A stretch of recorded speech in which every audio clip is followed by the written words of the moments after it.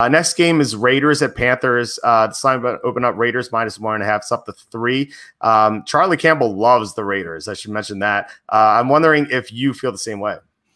Oh, so this game like tore me apart trying to pick a winner in, because there are two like very conflicting schools of thought here. First of all, Teddy Bridgewater against the spread is absolutely ridiculous. If you know me well and watched this podcast last year, Teddy Bridgewater, I bet on him every week pretty much. I think except the first week that he started for the Saints, because he's in his last 23 starts, he's 19-4 against the spread, which is just ridiculous. Like it's not like he's like some sort of great quarterback. I mean, no offense to Teddy Bridgewater, he's very, very solid, but like it's not like he's in Patrick Mahomes or Russell Wilson territory here. He's like a very good game manager. So the fact that he's been able to do that is really, really good. But the Raiders, they have a great matchup against the Panthers, because the Panthers were one of the worst teams against running backs last year. They gave up 27 touchdowns on the ground. No other team gave up more than 18. They've added some personnel to help that, and Derek Brown, they should be getting Kawan Short back from injury. But the bigger news is they lost Luke Kuechly to retirement, which will hurt their run defense more than the additions help it. So I think Jacobs will have a big game. Also, Luke Kuechly's departure opens up an opportunity for Darren Waller to have a big game, which is bad because he's playing against me in fantasy, but I think it's going to happen. And, you know, Derek Carr likes to target people short. And then the other big thing on the Panthers defense, they let James Bradbury walk. So they're down their number one cornerback.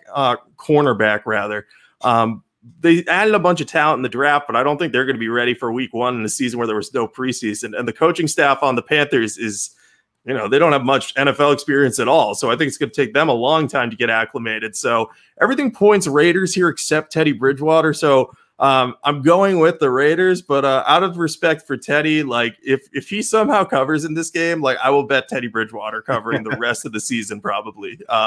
But yeah, I'm on the Raiders -3, probably just for 2 units. You could convince me to do more, but I think Teddy is making me not want to go more than 2. Yeah, it is scary fading Teddy Bridgewater with that impressive spread record that you mentioned.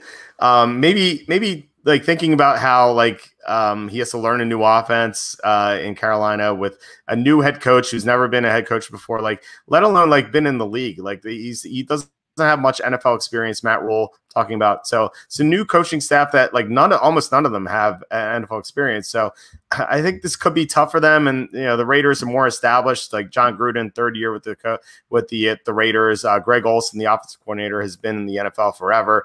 So I think that's a big matchup edge for the Raiders.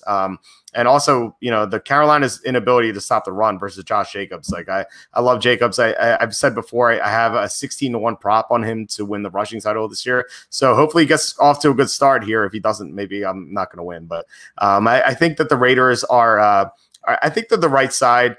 I'm betting 2 units on them. I'm not in love with the line. Like this was 1.5 and now it's up to 3. You know, a likely result of this game is Raiders by 3. So definitely make sure you get 3 and not 3.5. Like I've seen some 3.5s out there. So make sure you get the 3. But yeah, I mean, I think the spread is kind of right where it should be. So yeah, I'm going to be on the Raiders, but not crazy about it.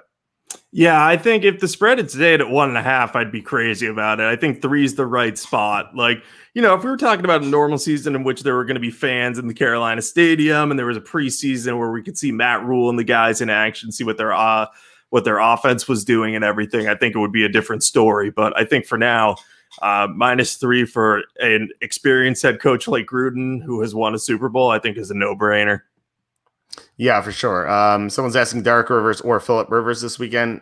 I would call Rivers. I'd go with Carr for sure. Rivers just operates so slowly, like it's just miserable. But I don't think Rivers is a bad option either. So I don't know. I actually prefer Phillip Rivers this week, but I also like Rivers as a quarterback a little bit better than Derek Carr. Oh, yeah. And I think I like the matchup better. I think it might be a massive Josh Jacobs game, but I don't think you can go wrong with either guy. Yeah, actually, yeah. You know what? I mean, both games could be blowouts. They're both favored, so it's kind of like not great spots for either. But I think they're about even.